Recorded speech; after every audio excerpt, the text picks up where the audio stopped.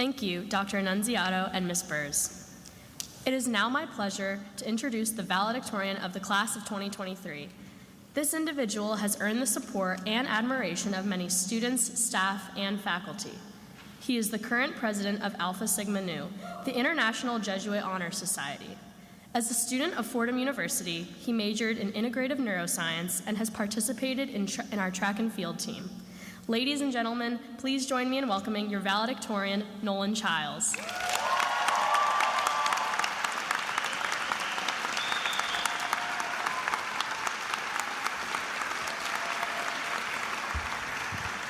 Wow, I can't believe this. Thank you, Carolyn, for the kind introduction.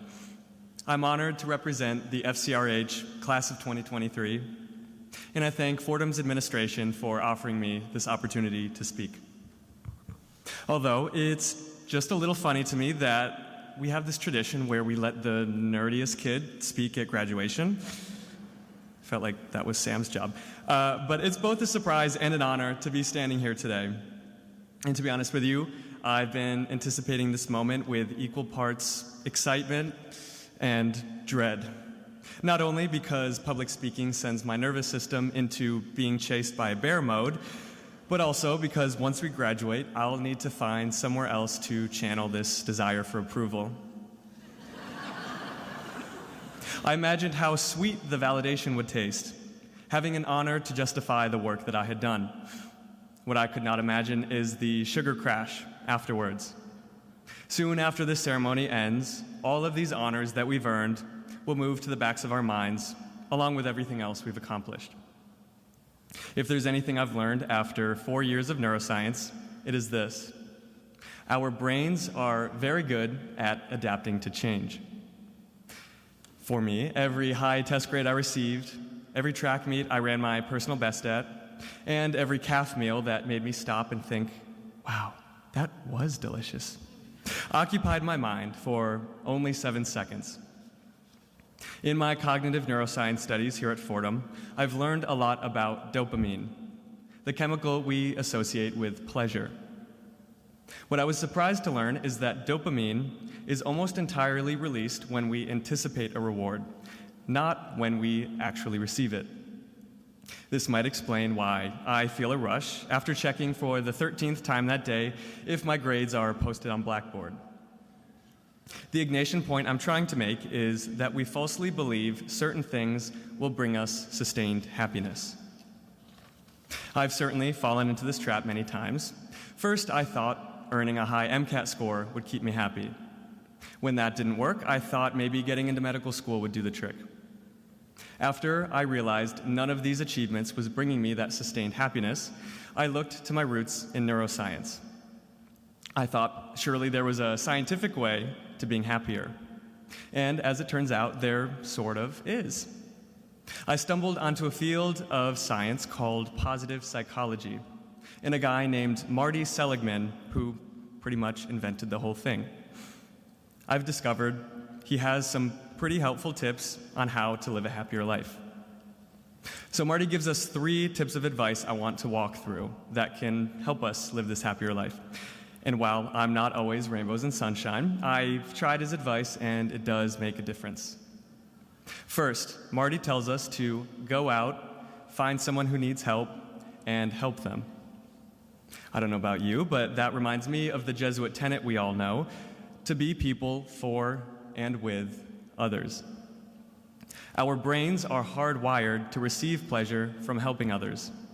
And when we help others, it doesn't need to be anything extravagant. For example, last year, I took the train twice a week to tutor neighborhood 8th graders. I almost always boarded the train feeling sorry for myself, feeling exhausted from the lecture I had just attended. But after working with these students, I consistently left feeling more energized than I had on my way in. I have to give this Marty guy some credit. Helping others really does feel good. This started to convince me that living a life of sustained joy requires service to others. Second, he tells us to learn and cultivate optimism. This is certainly easier said than done, and I wonder if Dr. Seligman really understands what it feels like to be down in the dumps. Lacking optimism is kind of the whole problem in the first place. But he does have a point. I found that reframing unpleasant situations makes them just a bit more bearable. For example, whenever I forget my ID to enter campus, I just remind myself that Fordham may be my school, but New York City is my campus. Finally, Marty's third tip sounds simple enough. He says, anything you like doing, do it with someone else. Do you like sunbathing on eddies? If so, grab a friend. It's a little late for that one, but if you enjoy riding the Ram statue at 3 in the morning, 2 people would make that way more fun. Or if you're like me and your favorite place on campus is the library, grab a study buddy. We are meant to share our time and our passions with others.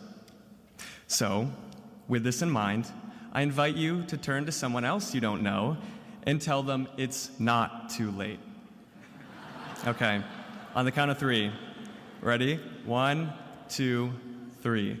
It's not too late. Now, Marty's advice is simple and straightforward, but obviously this is no foolproof solution.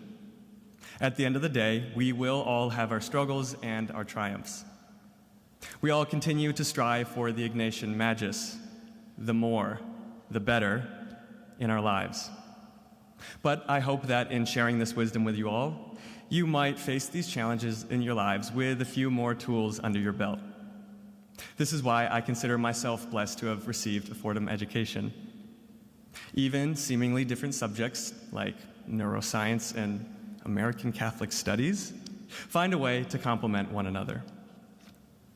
So, Fordham Class of 2023, in the spirit of optimism, I want to leave you with a short quote by a Jesuit priest named Anthony de Mello.